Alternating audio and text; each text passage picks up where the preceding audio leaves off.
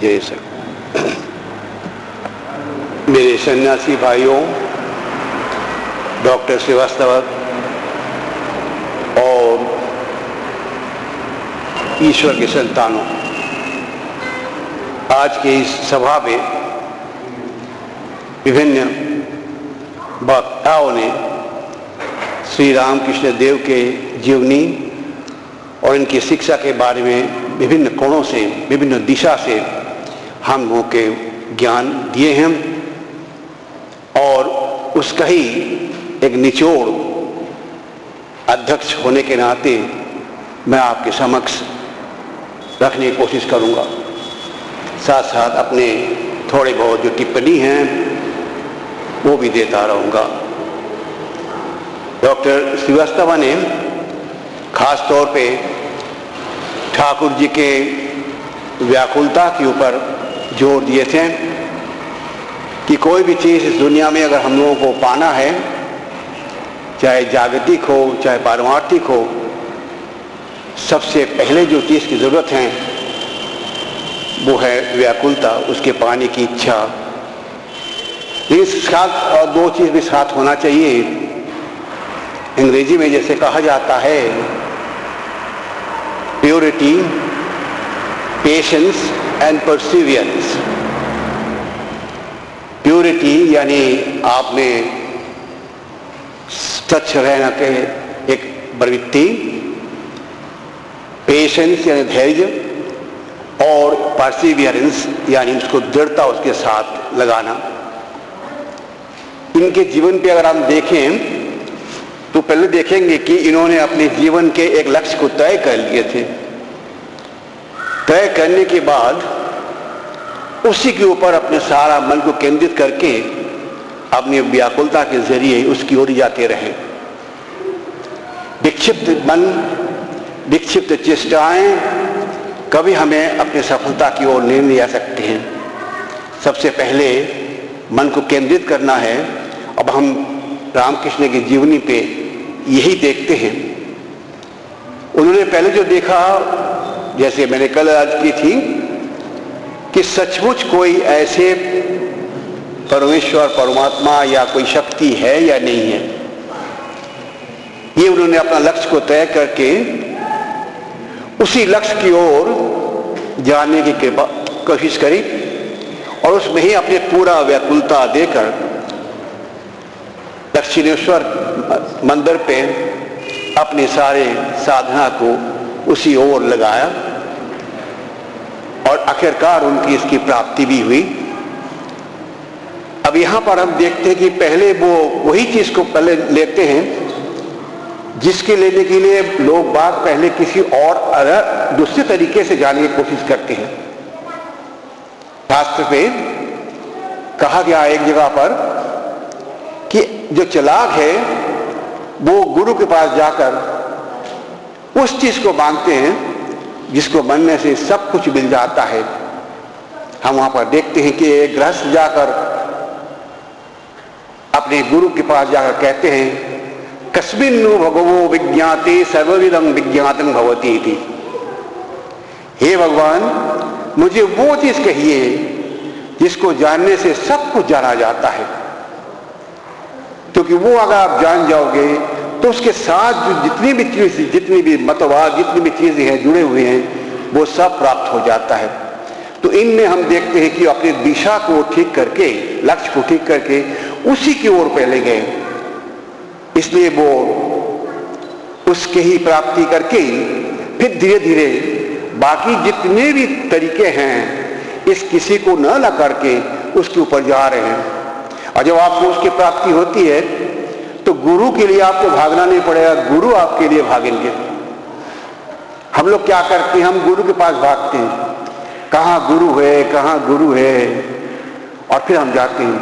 लेकिन गुरु जिस चीज को देंगे या जिस चीज की वो प्राप्ति कराएंगे उसी को वो पहले अगर मान दिया जाए तब तो गुरु की कोई जरूरत नहीं है, गुरु आपके पास आ जाएंगे। इनके जीवन पे हम देखते हैं कि एक के बाद एक गुरु आ रहे हैं, ये किसी के पास नहीं जा रहे, किसी के पास नहीं गए, सब आए। और जितने भी प्रथाएं हैं हर प्रथा को समझने के लिए उसके ही बराबर के जो गुरु हैं उनके समक्ष आ रहे हैं। भैरव ब्राह्मणी आई, तंत्र के बारे में बता कर गए, फिर उसके बाद तोतापुरी आए, अद्वैत वेदांत की बात कहे गए, फिर उसके बाद मुस्लिम आचार्य हैं, मुस्लिम धर्म के बारे में बता गए। ये सब बताने के बाद उन्होंने देखा कि आखिरकार चीज एक ही है, इसके विभिन्न नाम और विभिन्न उपायों से लोग तड़पते हैं, तरसते हैं, झगड़ते हैं, लड़ते हैं, मरते हैं। अब इसी चीज के लिए उन्होंने ये कहा कि पहले देख लो क्या चीज है और उसके बाद देखो इसके कितने रूप है। इसलिए उन्होंने कहा कुछ लोग साकारवादी है, कुछ निराकारवादी हैं। साकारवादी निराकारवादी के साथ लड़ाई करते हैं, कहते हैं साकार निराकार नहीं हो सकते, वो कहते हैं साकार नहीं हो सकते हैं। तो इन्होंने बहुत ही अच्छा उस चीज जिस चीज से सब कुछ बनता है उसको लेकर कहते हैं देख लेने वाला पानी को, इस पानी को तो देख लेना, हर जगह पर पानी ही पानी है। अगर उसको किसी जगह पर अगर थोड़े से ज्यादा ठंड लग जाए तो बर्फ के आकार धारण कर लेती है, यानी वह रूप ले लेते हैं, साकार हो जाता है। बर्फ के आकार मतलब साकार हो जाता है। तो कहते हैं कि अगर भक्ति के जरिए तू जाएगा तेरे को साकार रूप की जरूरत है। जितनी भक्ति हो उतनी ही कोमलता, उतनी ही शीतलता तेरे में आ जाएंगे और इसी चीज को ही तू समेट के एक छोटे से मूर्ति पे ला सकता है, इसलिए वो बर्फ बन जाते हैं। फिर आखिरकार उस बर्फ में अगर रह जाओ तो नहीं चलेगा। फिर वो कहते हैं फिर उसके बाद ज्ञान पे अगर आ जाओगे तो ज्ञान सूर्य होने के बाद वो बर्फ गल जाती है, फिर जीव का पानी तू हो जाता है।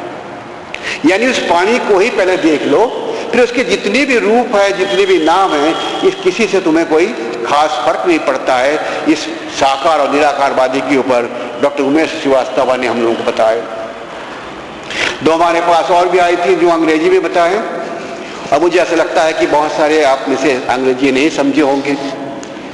उन्होंने जो बात बताया है वो ये है कि ये हमारे रामकृष्ण देव एक बहुत बड़े गुरु थे, या धार्मिक गुरु, और इनसे हम लोगों को बहुत कुछ सीखना है। इतने छोटे से शब्द में ही वो अपना सारे कुछ जो व्यक्त करके चले गए। इसके बाद हमारे पास आए स्वामी आत्मप्रियानंद जी महाराज। इन्होंने ठाकुर के खास तौर पे उनके त्याग के ऊपर ज्यादा जोर दिए हैं और उनको त्यागीश्वर कहा। त्यागीश्वर कहो तो सबसे बड़े त्यागी जो है अगर कहा जाए वो है जो त्याग के दिखावा नहीं करते। अब इनके ऊपर देखो तो ये अच्छे कपड़े पहनते हैं, पॉलिश किए हुए चप्पल पहनते हैं, हाथ में मुंह में पान लगे लेते हैं। ऐसे हर जगह पर देखा जाता है जैसे लगता है कि भोगी नंबर 1 है। लेकिन इसके बाद जब कोई चीज उनके पास आ जाता है वो कैसे ग्रहण नहीं करते हैं, उसमें क्या त्याग दिखाते हैं वो देखोगे। जो आप लक्ष्मी नारायण के पास आकर 10,000 रुपया देते हैं, तब के 10,000 रुपया बहुत ज्यादा है, आज के लिए कई लाख रुपया के बराबर हो, तो उसको उन्होंने नहीं दिया। उसने कहा इससे मुझे जरूरत नहीं है, क्योंकि मैं अपने आप को समर्पण किया उस परम शक्ति के पास जो जिसको मैं मां कहता हूं, और इसके उनके कर्तव्य है मेरे को चलाना। मैं क्यों आगे इसमें जब आप करते रहोगे तो फिर पूरा समर्पण नहीं हो सकता है। समर्पण तभी हो सकता है जब कहो कि मैं कुछ नहीं जानता हूं। तो ये चीज दिखाने के लिए उन्होंने मां के ऊपर कहा। सब हर एक बात पे जब कुछ कहा जाता था तो वो कहते थे मैं क्या जानूं, मेरी मां जाने, मेरी मां ये करेगी, मेरी वो करेगी। ये जो समर्पण के भाव, ये समर्पण हमारे में नहीं आता है। उन्होंने एक कहानी भी उसमें कहा है कि आप जानते हो वो कहानी, वो ग्वालिन आती थी पंडित के पास दूध लेके, उस पार रहती थी पंडित जी, तो हर दिन नाव पार करके उस पर जाया करती थी और वो दूध दे देती थी। एक दिन बहुत ज्यादा तूफान की वजह से कोई नाव नहीं मिले, लेकिन ये ग्वालिन ने समझे कि अगर ये दूध लेकर मैं नहीं जाऊंगी तो पंडित जी के बच्चे जो है वो बड़े दुखी हो जाएंगे, उनको नहीं मिलेंगे। तो वो किसी तरह आ गई है, तो फिर आके दूध दिए। दूध देने के बाद फिर उन्होंने कहा, तू कैसे आई रे? अब तो इतनी बड़ी तूफान है, अगर नाव वाला नहीं, नाव तुझे नहीं मिले होंगे, तू कैसे आए? कहते, मैं तो राम नाम लेकर आ गई हूं, राम नाम लेकर और नदी के ऊपर से ऐसे चलते हुए आ गई हूं। कहते, ऐसे कैसे आए? कभी हो सकता है? चल तो जाते समय मुझे दिखा तो। बोला, आ जाओ। कि जाते समय जब जा रहे थे तो वो राम नाम लेकर पानी के ऊपर से चली जा रही थी। पंडित जी भी राम नाम ले रहे थे, लेकिन साथ साथ अपने कपड़े भी संभाल रहे थे कि कहीं गीला ना हो जाए, कहीं गीला ना हो जाए। तो किसी तरह जाते का, तो मैं तो नहीं जा पा रहा हूं। तो उन्होंने कहा, बाबा बात की है, या तो कपड़ा संभलो या राम नाम लो। ये समर्पण, हम जो है भगवान को, उसके पास समर्पण पूरा नहीं करते, कुछ अपने में रख देते हैं, कुछ अपने रख के फिर कहते हैं कि नहीं भाई मैं इतना मैं कर लूंगा, और ठीक है बाद में जब कुछ होता है तो कहा जाता है कि नहीं चलो भगवान तुम देखो। तो ये समर्पण की भाव जो है ये इनमें बहुत ज्यादा थे।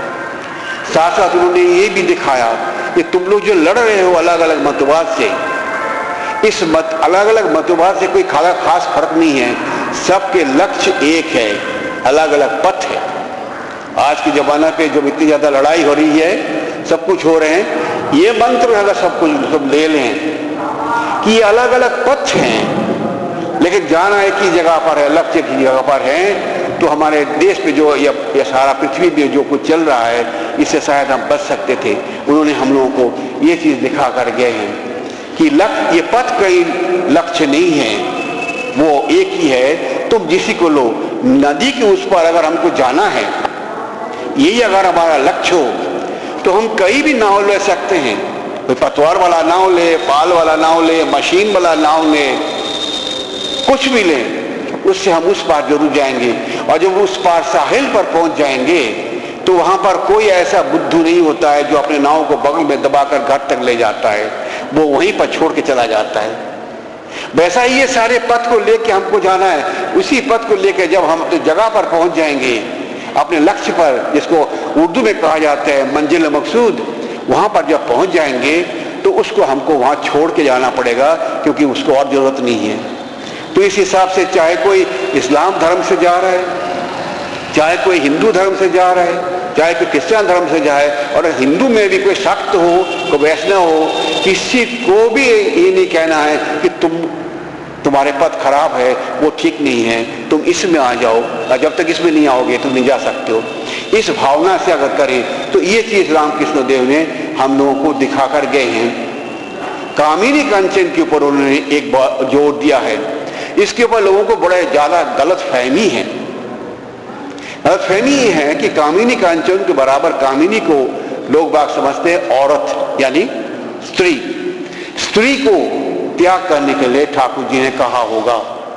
अगर ऐसी बात हो तो वो मां से शादी नहीं करते। ऐसी बात हो तो उनकी पहली गुरु जो थी वो ब्राह्मणी नहीं होती। तो फिर भी उन्होंने कहा कि कामिनी से आप दूर रहो। उसका मतलब क्या होता है?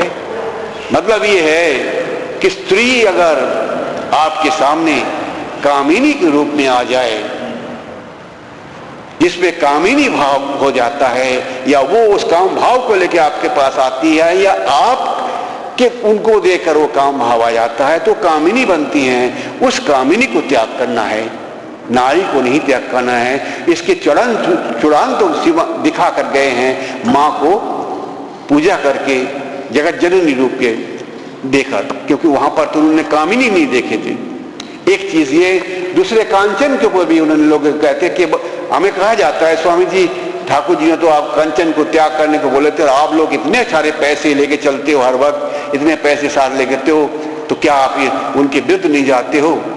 मैंने कहा देखो, ये सारे संपत्ति अगर मेरी हो, ये भावना आ जाए, उसमें वो एक किस्म के लगाव हो जाए, तो हमारे लिए कांचन है। उस कांचन से हमें मुक्त होना है। लेकिन जब हमें पता चले कि हमारा नहीं है, ये हमें काम करने के लिए मिले हैं, इसके अधिकार हमारे पास नहीं है, तो कभी नहीं हो सकता है। बैंक के जो कैशियर होते हैं, वो सारा दिन में कितने करोड़ों रुपया लेकर उसको अपने हाथ में चलाता रहता है, लेकिन वो बैंक मैनेजर जानता है कि एक भी पैसा मेरे नहीं है। जब मैं घर जाऊंगा तो सारे के सारे को छोड़ के जाना पड़ेगा। तो जब तक आपके पास संपत्ति है उस संपत्ति को जरूर लीजिए, उसके पूरा इस्तेमाल कीजिए, लेकिन कहीं उसके साथ लगाव ना हो जाए। जिस वक्त उसमें लगाव हो जाए, ये मेरे हैं इसके सिवा मैं नहीं रह सकता हूं, नहीं रह सकती हूं, तो वो आपके लिए कांचन है, उससे आपको दूर रहना पड़ेगा। ये दो हमें उन्होंने खास तौर पे कहे गए हैं। और फिर अभी एसपी साहब ने उनको दो रूप दिखाए थे, एक तो उसके व्यक्तिगत और एक सामाजिक रूप। खैर इसमें कोई खास फर्क इतना नहीं है, वो सामाजिक रूप और व्यक्तिगत रूप उनके बराबर के ही है। हर एक व्यक्ति अगर अपने व्यक्तित्व को, अपने व्यक्ति के उपाय से अगर चलते रहे, अपने को चलाते रहें, तो समष्टि व्यक्ति के ही समाज है, अलग सामाजिक कोई आपको करने की जरूरत नहीं पड़ती। यानी उसमें कहने का मतलब मेरे यही है कि अगर हम अपने आप को सुधार लें, अपने व्यवहार में हम ठीक तरह चलें, तो अगर सभी हम ऐसे करते रहें तो हमारी समष्टि तो समाज है। लेकिन हम क्या करते हैं, हम अपने को सुधारते नहीं हैं, हम दूसरे को सुधारने की कोशिश करते हैं।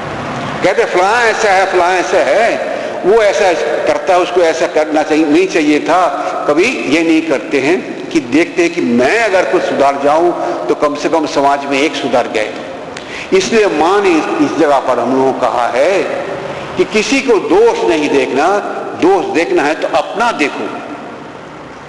मोहम्मद अली जो शिया संप्रदाय के प्रतिष्ठाता थे, उन्होंने नहजुल बलाग में भी यही कहा कि दूसरे के ऊपर दोष के टॉर्च जो है, मसाल जो है लगाते पहले उसको अपने तरह मोड़ दो और देखो भला वो दोष तुम्हारे में है कि नहीं। अगर वो दोष तुम्हारे में है उसको सुधार दो, ऑटोमेटिकली सब में सुधार हो जाएगा। तो ये सामाजिक और व्यक्तिगत अलग अलग हमको देखना नहीं है, व्यक्तिगत व्यवहार को ही सामाजिक व्यवहार में लगाना है। और हमारे साथ रामकृष्ण देव इसलिए भी है कि वो कहते हैं कि हर एक चीज को बगैर जानबूझ के कभी मत लिया करो। फलां ने ऐसे कहा और फिर क्यों उसने कहा तो मैं उसको मान लूं, ऐसा उन्होंने नहीं कहा। वो हर एक चीज को अपनी कसौटी पे, जैसे उन्होंने कहा, कसौटी पे खींच के पहले देखकर, जब देखा कि उसमें से असल निचोड़ मिला है, सार मिला है, तभी उनको ग्रहण किया। और उन्होंने अपने शिष्यों को ऐसे भी शिक्षा दी थे।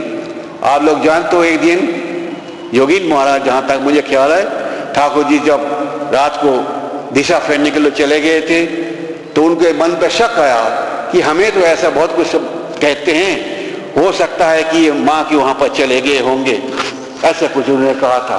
खैर वो फिर देखते रहे, फिर देखा कि नहीं, वो जंगल की तरफ से आ रहे। तब ये उन्होंने उनको वहां पर कहा, ठीक है गुरु लेना है तो उसको परोख के ले, सुबह उसको देख, शाम को उसको देख, हर वक्त उसको देख, उसको देख कर परोख के जब तेरे को तसल्ली हो तब तो उसको ग्रहण करना। कसौटी पे कोई भी चीज किसी ने कोई कहा तो उसी वक्त हमको नहीं ग्रहण करना है।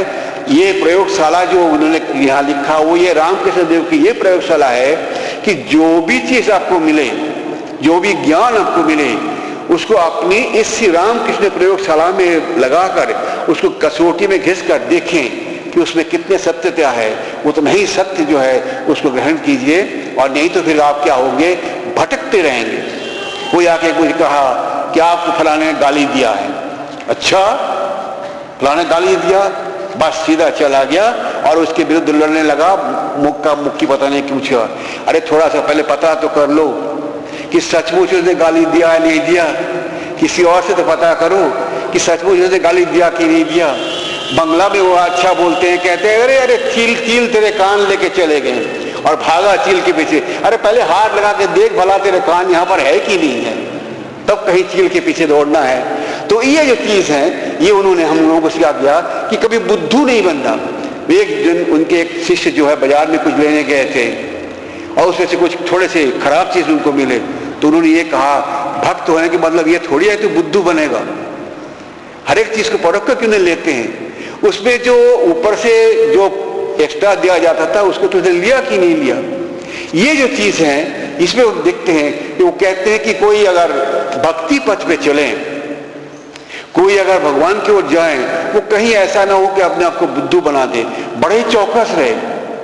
और तीसरी बात, अभी समय हो गया होगा, हमको इसको बंद करना है। और उन्होंने ये भी कहा कि अगर आपको ये चीज अपने मन पे तय हो जाए कि सचमुच एक शक्ति है जिस शक्ति से ही सब कुछ चल रही है और उसके ऊपर आपके पूरे विश्वास है, तो आप डरोगे नहीं। डरता वो है जिसके पास कोई सहारा ना हो। आपके पास अगर बंदूक वगैरह हो, सब कुछ हो, तो आप बड़े आराम से जाते हो, अंधेरा में भी चलते हो, क्योंकि आपको पता है कि आपके पास बंदूक वगैरह है, मेरे को कोई अत्याचार नहीं कर सकेंगे, आप निर्भय के चलते हो। ऐसे हमें भी एक AK-47 राइफल रखना है। वो AK-47 राइफल जो है हमारे साथ, वो हमारे रामकृष्ण देव है। उसको साथ में रख के अगर आप चलते रहोगे तो आप देखोगे कि आप कभी डरोगे नहीं, सीना तान के चलते रहोगे। दुनिया में जो भी कुछ आए, सुख है उसको भी ग्रहण करोगे, दुख है वो भी ग्रहण करोगे, क्योंकि दोनों ही उनसे भेजी हुई है। ऐसे हिसाब से हमको रामकृष्ण देव को लेना है कि आज की इस दुनिया में जहां पर इतने कुछ टाल मटोल चल रहे हैं, माहौल चल रहे हैं, इसमें आपको हर वक्त चौकस रहना पड़ेगा कि इसमें से कौन सा ठीक है जिसको मुझे ग्रहण करना है और कौन सा गलत है जिसको मुझे त्यागना है। तभी इनके साथ हमें यह कहा जाता है कि परमहंस कहा जाता है।